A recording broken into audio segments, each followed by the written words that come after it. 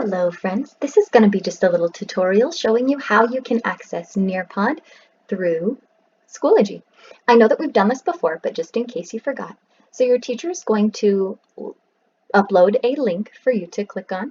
All you have to do is click on the assignment. Once you click on the assignment, it will actually open up the Nearpod thing. So if it auto-populates your name, you can just use your name. Next, all you have to click is Join Session. Then you've started the Nearpod and you can start accessing the course. So there are a couple of things that I want to show you just to make sure that you understand that you can do it. So first of all, to change the pages, all you have to do is click these blue arrows on either side of the screen. This arrow takes you further, going next. This arrow makes you go back. So you'll have questions that maybe help guide our learning the same way that we do in class, or that you might have to respond to. So make sure that you take a second to read whatever's on the screen in front of you before you click to your next screen. This says let's explore, so let's go. This tells me that we're going to be visiting 5 different parts of Antarctica. So your assignments this week are going to be a lot of virtual field trips, which we're really excited about. So this says you'll record observations and questions that came to your mind. You can, if you want, you can always send your teacher a message, but that won't be required. All right, so at first glance, this page just looks like a normal picture, and you're like, Miss Ingram, this isn't very fun. What am I doing? Ooh, now it's moving. So on these virtual field trips, on these slides, you can actually click and drag your mouse around to see different parts of the picture. It's like you're really there.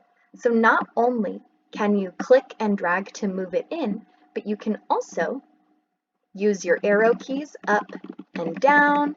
You can zoom in using 2 fingers and you just spread them apart or pinch to go back out.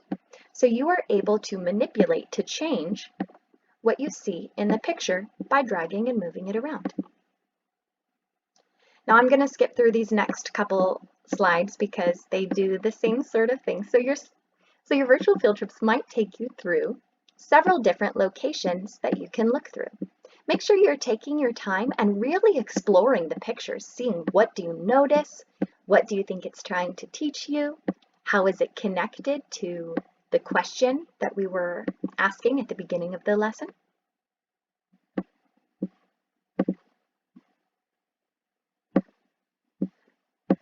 So this particular field trip had 5 different locations. Some of yours might have more, some of them might have less.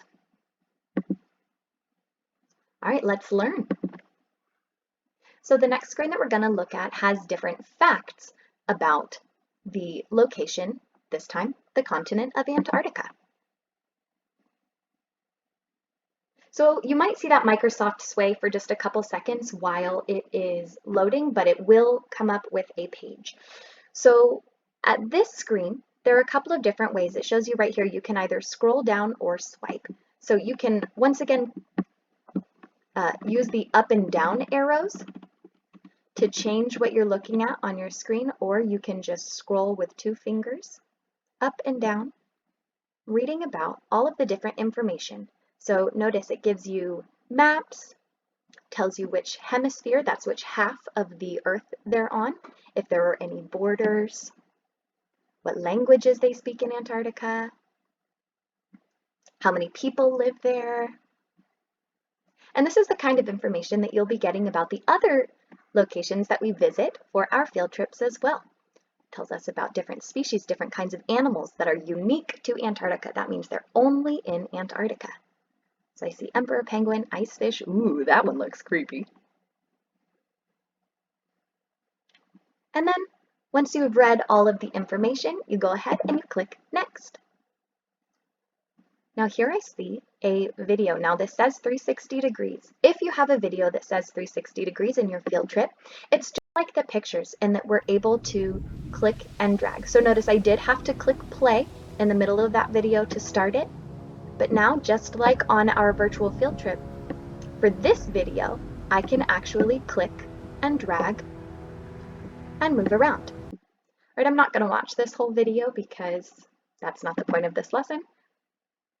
You might be asked to answer a question. So what is one fact that you learned about Antarctica? So to complete this part of the assignment, you would just click in there and then type my answer. So what did I learn? I learned that Antarctica is in the southern hemisphere and has no permanent residents. That means that no one lives there all the time. Now, this is important. Don't just click next, because if you just click next, it'll erase your work. You have to go ahead and click submit. Once you click submit, it will automatically move you on to your next page. Let's reflect. Now, next up, we have a poll. That's just a question that we want you to answer. Did you learn new information about Antarctica? Well, I did, so I would click yes. Then once again, you have to click submit. If you don't click this submit, it doesn't save your answer. I've got another question. Would you want to visit Antarctica after learning more about it? Maybe, but then again, maybe not, because I know it's pretty cold there. No, I think it might be cool. So I'll go ahead and click submit. And then once you get to that thank you screen, then you are done and you can exit out, and it should have already saved all of your information.